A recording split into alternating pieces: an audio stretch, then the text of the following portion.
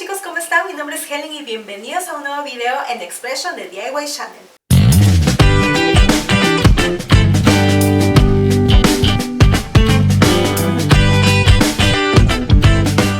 Chicos, se suponía que el video del día de hoy sería en inglés, pero resulta que hace poquito estuvimos de aniversario patrio por nuestra independencia del Perú. Así que quise hacer algo diferente, algo inspirado a mi país, algo relacionado al arte y la cultura de mi país. Por ende, quise hacer este video en español, ya que es nuestro idioma oficial aquí en Perú. Así que sin más preámbulos, vamos a ver el video.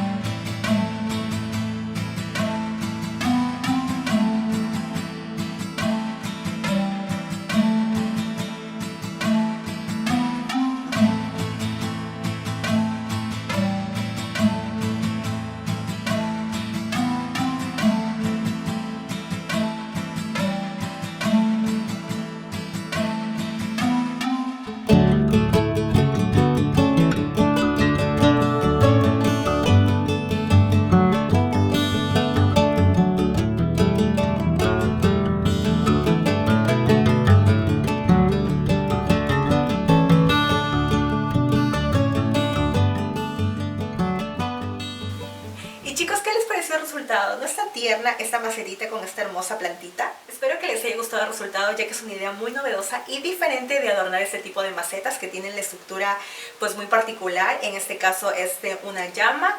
Y bueno, la forma de decoración, este estilo es folk art, que es un estilo muy folclórico y tiene unos diseños muy artesanales, como pueden ver. Y de hecho tengo un video relacionado a este tipo de arte folclórico donde les explico más a fondo de qué se trata. Y además les comparto algunos tutoriales de mis diseños en donde plasmo este tipo de arte. Así que les dejaré el link completo en la cajita de descripción.